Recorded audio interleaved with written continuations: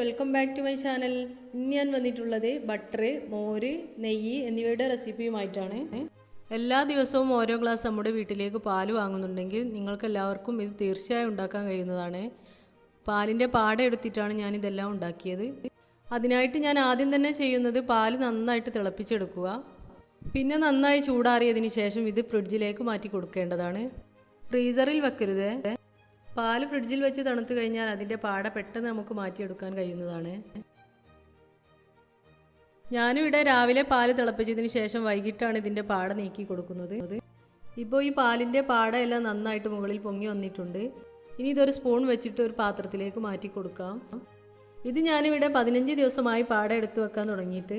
ഇതുപോലെ പാട എടുത്തു വെക്കുന്ന പാത്രം നന്നായിട്ട് അടച്ചു വെച്ച് ഫ്രീസറിൽ വേണം സൂക്ഷിക്കാൻ, അല്ലെങ്കിൽ ഇത് ചീത്തയായി പോകുന്നതാണ്. ഇത്രയും പാടയാണ് എനിക്ക് 15 ദിവസം എടുത്തു വെച്ചപ്പോൾ കിട്ടിയത്.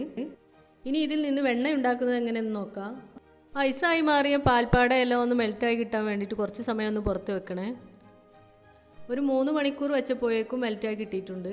ഇനി ഇതിലേക്ക് 1/4 ഗ്ലാസ് തൈര് ഒഴിച്ച് കൊടുക്കാം. തൈര് ഒഴിക്കാതെ ഇതുപോലെ ഉണ്ടാക്കിയെടുക്കാവുന്നതാണ്. ഇളക്കിയതിന് ശേഷം 1 മണിക്കൂറെങ്കിൽ ഇതൊന്ന് റെസ്റ്റ് ചെയ്യാൻ വെക്കണം. ഇത് ഈ പാത്രത്തിൽ നിറയുള്ളത് കൊണ്ട് വേറൊരു പാത്രത്തിലേക്ക് മാറ്റി കൊടുക്കുന്നുണ്ട്. 1 മണിക്കൂർ കഴിഞ്ഞതിന് ശേഷം ഇതൊന്ന് കുറേശ്ശെയായിട്ട് മിക്സിയുടെ ജാറിൽ ഇട്ടൊന്ന് അടിച്ചെടുക്കേണ്ടതാണ്. അടിച്ചെടുക്കുന്ന സമയത്ത് നല്ല തണുത്ത വെള്ളമോ ഐസ് ക്യൂബോ ആയിരിക്കണം ഇതിലേക്ക് ഒഴിച്ചു കൊടുക്കാൻ. ഞാനിവിടെ നല്ല തണുത്ത വെള്ളമാണ് ഇതിലേക്ക് ഒഴിച്ചു കൊടുത്തത്. മിക്സിയുടെ പൾസ് ബട്ടൺ അമർത്തിയിട്ട് വേണം ഇത് അടിച്ചെടുക്കാനായിട്ട്.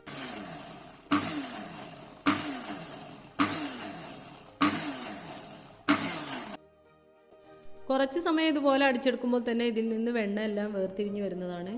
അപ്പോൾ എൻ്റെ ഈ ചാനൽ ആദ്യമായിട്ട് കാണുന്ന കൂട്ടുകാരുണ്ടെങ്കിൽ പ്ലീസ് ഒന്ന് സബ്സ്ക്രൈബ് ചെയ്യണേ. ഇനി ഈ വെണ്ണ എല്ലാം മെൽറ്റായി പോകാതിരിക്കാൻ വേണ്ടിയിട്ട് നല്ല തണുത്ത വെള്ളത്തിലേക്ക് വേണം ഒഴിച്ചു കൊടുക്കാനായിട്ട്. ഇനി ബാക്കിയുള്ളതും കൂടി ഇതുപോലെ ഒന്ന് അടിച്ചെടുക്കേണ്ടതാണ്.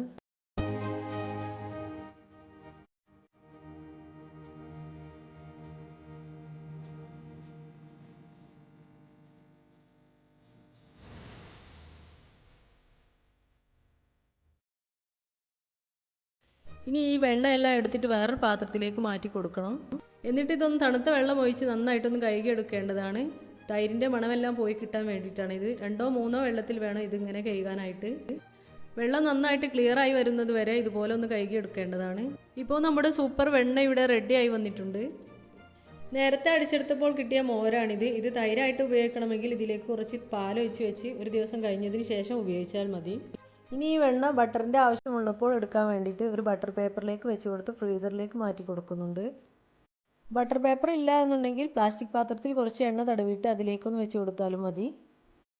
ഫ്രീസറിൽ വെച്ച് 2 മണിക്കൂർ ആയപ്പോഴേക്കും ഇതിങ്ങനെ കിട്ടിയിട്ടുണ്ട്.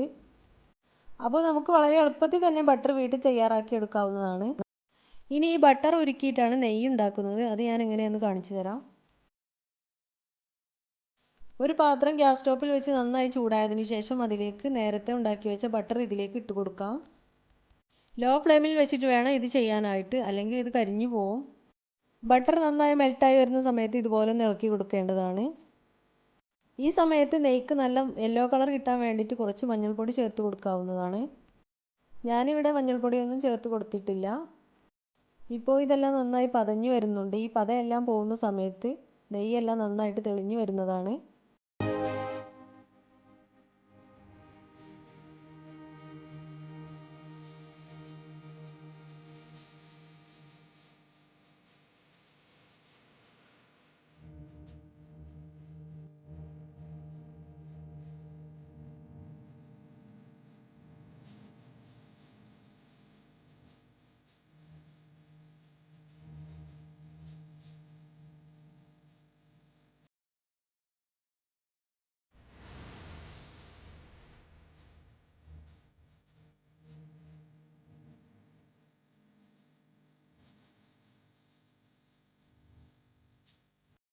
ഇപ്പോൾ നെയ്യെല്ലാം നന്നായിട്ട് തെളിഞ്ഞു വന്നിട്ടുണ്ട്. ഇതിലുള്ള വേസ്റ്റ് എല്ലാം അടിഭാഗത്ത് ഒരു ബ്രൗൺ കളറായിട്ട് നിൽക്കുന്നുണ്ട്. ആ സമയത്താണ് നമുക്ക് ഫ്ലെയിം ഓഫ് ചെയ്യേണ്ടത്. ഇപ്പോൾ നെയ്യിൻ്റെ നല്ലൊരു മണം വരുന്നുണ്ട്. ഇനി ഈ നെയ്യ് നന്നായി ചൂടാറിയതിന് ശേഷം ഒരു പാത്രത്തിലേക്ക് മാറ്റി കൊടുക്കാം.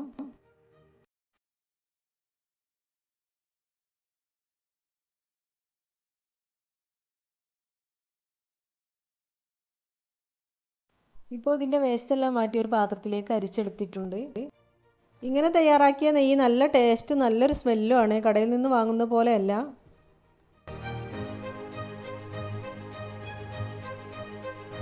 അപ്പോൾ എൻ്റെ ഈ വീഡിയോ നിങ്ങൾക്ക് ഇഷ്ടപ്പെട്ടിട്ടുണ്ടാവും എന്ന് കരുതുന്നു. ഇഷ്ടപ്പെട്ടാൽ ലൈക്ക് ചെയ്യുക, ഷെയർ ചെയ്യുക, സബ്സ്ക്രൈബ് ചെയ്യുക.